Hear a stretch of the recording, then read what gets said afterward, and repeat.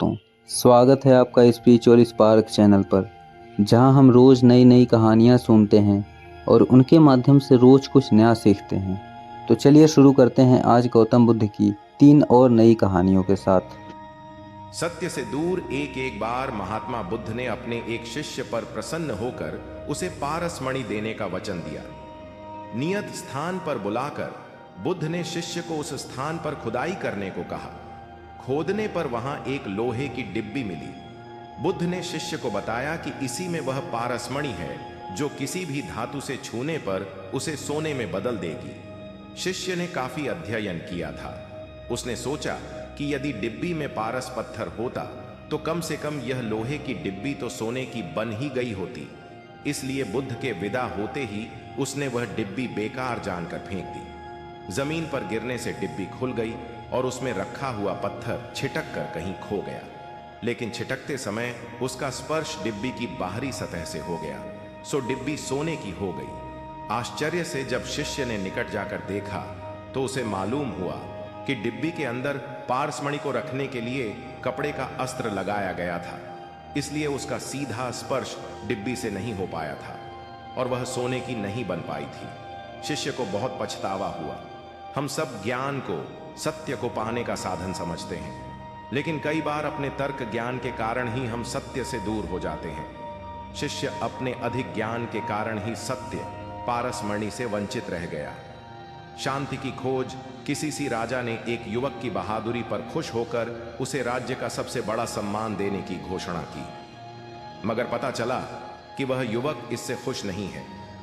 राजा ने उसे बुलवाया और पूछा, युवक, तुम्हें क्या चाहिए? तुम जो भी चाहो मैं तुम्हें देने के लिए तैयार हूं। तुम्हारी बहादुरी और साहस इन पुरस्कारों से बहुत ऊपर है। इस पर उस युवक ने जवाब दिया, महाराज, क्षमा करें, मुझे मान सम्मान, पैसा और पद नहीं चाहिए। मैं तो सिर्फ मन की शांति चाहता हूं। राजा ने सुना तो वह बहुत मुश्किल में पड़ गया। उसने कहा, तुम बड़ी अजीब चीज मांग रहे हो। जो चीज मेरे पास ही नहीं है वह मैं तुम्हें कैसे दे सकता हूं? फिर कुछ सोचकर राजा बोला, हां, मैं एक महापुरुष को जानता हूं, शायद वे तुम्हें मन की शांति दे सकें। राजा स्वयं उस युवक को लेकर महापुरुष के आश्रम में गया।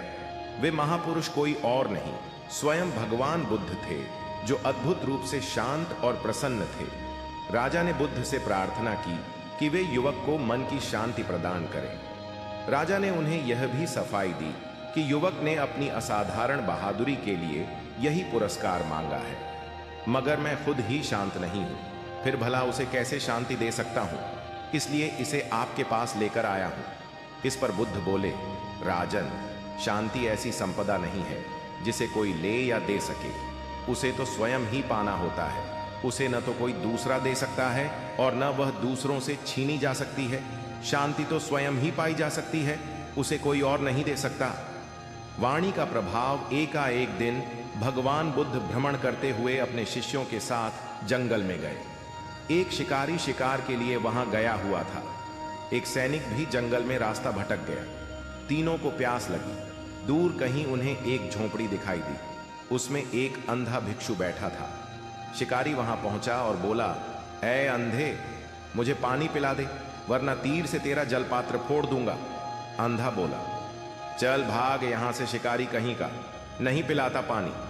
उसी के पीछे सैनिक आया और बोला, अंधे, पानी पिलाकर मेरी प्यास बुझा, चाहे तो धन और वस्त्र ले ले।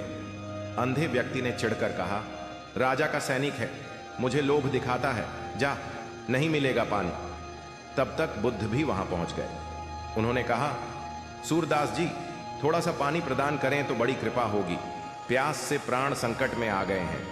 अंधा बोला, मेरा सौभाग्य है कि आप मेरी कुटिया में पधारे, लीजिए, जल ग्रहण कीजिए। पानी पीकर बुद्ध ने कहा, आप देख नहीं सकते? फिर यह कैसे जान गए कि पहले आया व्यक्ति शिकारी, दूसरा सैनिक तथा तीसरा मैं एक साधु हूं? अंधा बोला, भंते, वाणी से ही इंसान की पहचान हो जाती है। बुद्ध ने उससे विनती की, आप इन दोनों को भी पानी पिला दीजिए ताकि इनके मन की आंखें भी खुल जाएं।